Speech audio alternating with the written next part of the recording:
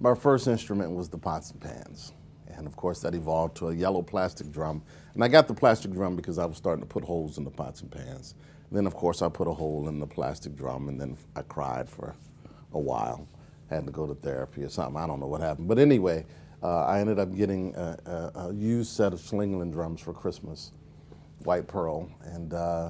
And you know, I fell in love, you know, with the instrument. I think, and I'm one who believes, you know, I didn't understand this concept when I was younger.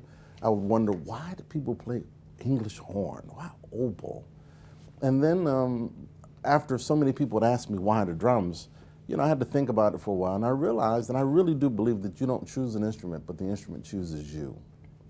And I'm the youngest of 5 kids, and everyone in the family played an instrument, except for my sister, who just talked an awful lot, and still does. But drums was always the instrument that I fell in love with. Later on, I did try and play trumpet in 6th grade against my will, but at that time, the elementary school was adjacent to the junior high school. So when you were in 6th grade, the junior high school would start preparing you for the band, assuming you were going to go to that junior high school, which I didn't.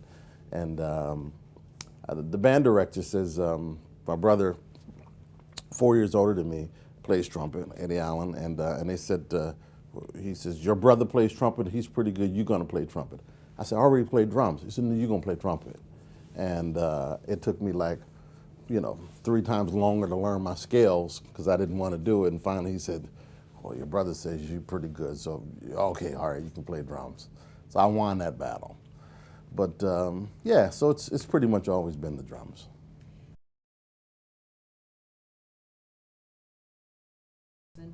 Well, my formal education, and to me, there's blurred lines between formal and informal education. But again, I started playing at a young age and taking group lessons. I'm from Milwaukee, and so we didn't have private lessons at the time. We took group lessons on Saturdays. And that developed, and I was very fortunate and blessed to have a band director in high school that was a drummer. In fact, I was just back home a few months ago and was able to take him out to dinner, and it was great. And he actually told me that my very first drum teacher, who I had at that school, when I was in high school, I had him early on, but then again in high school, was still he's still around, like 93. But it was really those teachers that really helped nurture me. And I had great teachers all along the way in junior high school, but in high school in particular, he was the one who really would say, listen, you're into jazz and you're into drums, so you need to check out Philly Joe, you need to check out Max. And so he was the one who really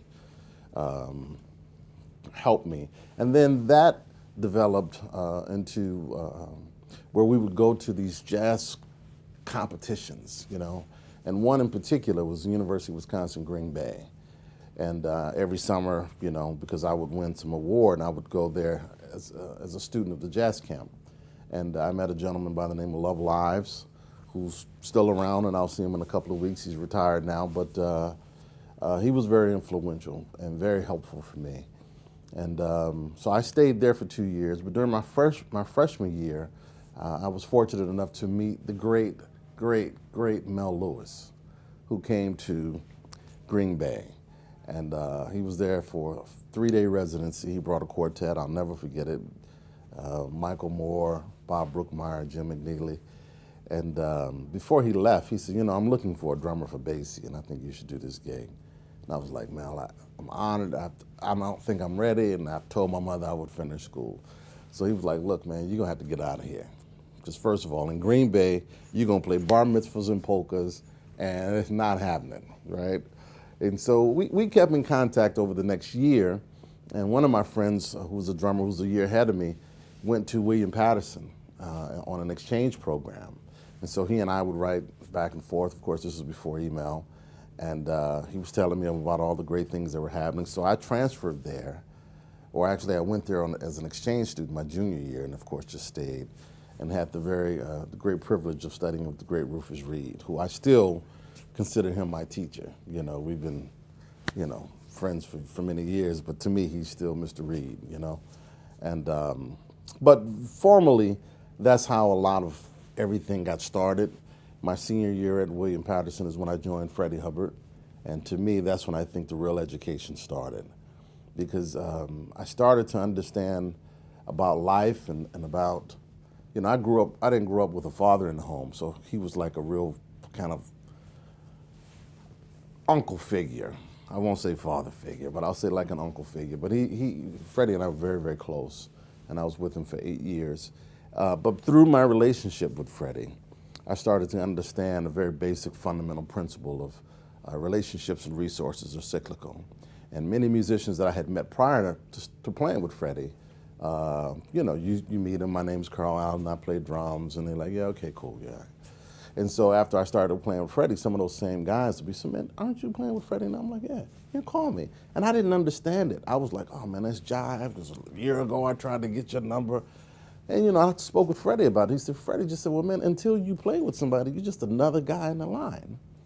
And then that really opened up a whole set of other doors for a lot of my mentors and heroes, Art Blakey and Elvin and Tony and Max and Philly Joe and Billy Higgins and Art Taylor. The list goes on and on. So I've been very blessed in terms of my education formally and then informally. And to me, it's an ongoing process. And even to fast forward, even having spent a number of years in education myself, it's a beautiful thing, because one of the great lessons that I learned being around Art Blakey was how youth can help empower you and how they can kind of help you see things differently. And of course, my years of teaching, spending time around the younger students has really been great for me, because it puts you in a space where you have to kind of reassess all that you think you know, so that you can try to pass those lessons on to them. And then you learn new things about things that are happening on the scene that you may not be familiar with. So it's that educational process has been very fruitful.